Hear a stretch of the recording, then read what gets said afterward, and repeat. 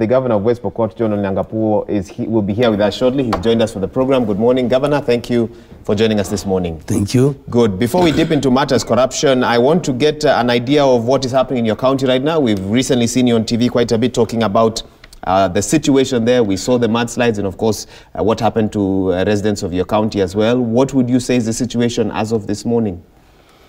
Thank you, Waika. I thought that's your name. That is my name. And all my colleagues this morning here. I have just come from West Pokot late last night, and things are coming down. We lost quite a good number of people. The landslides were heavy. The Mother Nature just decided to give way, and human beings were really terribly affected. We are trying to resettle them now. Burial arrangements are going on for those who left us. Mm-hmm.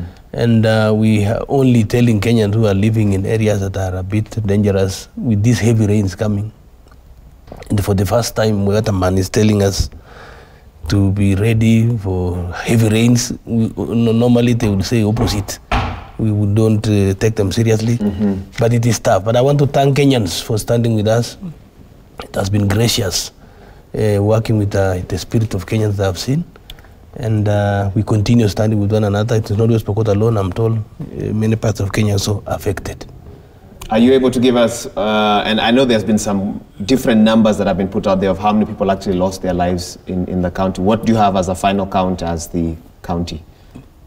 You know, when it comes to human life, and I keep repeating it, even one soul enough is not good enough to start counting that we have lost this one. What is the value of that life?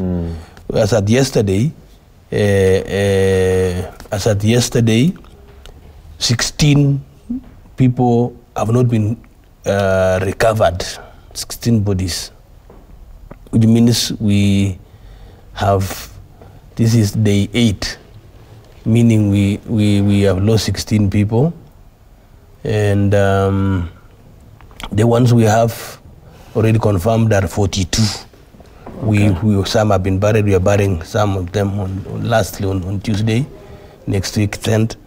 So 58 then with this with these 16 that we have not been able to count. Yeah. Are there areas where you are concerned people are still living there and you still have some concerns as governor where you'd like to possibly warn them that if you're living in this area, please either move or be very cautious? As of now, we have warned them. Okay. You know, West Pokot is a very mountainous county. We've told them to move from those tough, steep areas. And you know, these are people, they have been living there for generations. They have even the title of this, but they have actually given way. They have moved, and we are happy. We are only struggling to ask the national government disaster arm to come with machines to assist us to trace even these neighbor dogs, if we can be able to trace the bodies. It's very difficult for somebody to know that their loved ones are not there and you have not recovered to bury them, and you just move on. Okay. And finally, tell me this, what would you say are lessons learned from this experience? If something like this was to happen again, God forbid, in 2021, what do you hope to put in place between now and then? And I asked the Governor Makueni the same question to ensure that hopefully the effects are less, because one cannot control Mother Nature, but hopefully you can put some measures on the ground. I don't know. When we talk about climate change, I don't know whether that's also part of it, but that's a huge thing. But the little we can be able to do is to work as one, national government, county government. There are areas which were designated as forest land. And then somebody arrives from Nairobi with an allotment letter assigned to go and cut trees. There is a commercial forest land.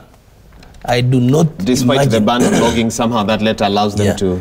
I do not imagine that with the shortage of forest cover we have in Kenya, that there is still some land called commercial. We should ban everything unless you own the land yourself. You are just given a permit to cut some specific trees that you want. But where a government declares that they have some forest land, that is very strange. So that's what I wanted to say. We should work as one, so that whatever the other arm is saying, the other arm should also know. Okay. And then this forest department in my county should not but lock ahead with those one in the national government who also reside there. So at night you find they are chasing one another. This one is saying there are some locks being carried, and then when you retain. So in other words, it is now time that we work and do not start assigning blame. This one belongs to the national government function, this one belongs to the county government.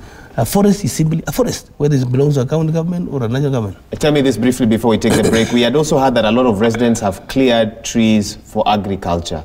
And of course, the roots of trees go much deeper than the roots of of sort of the kind of crop you'd grow, and that is what was missing. Would you be able to say that authoritatively as the governor, that where there were trees before, now people have simply done a lot of their crops? Definitely, because of now, West Pokot is beginning to go into agriculture, and from animal keeping, which is good. That area suddenly become the area for the best onions. Even the onions I think you are taking in Nairobi here, it's coming from that area. So everybody is very busy in the farm.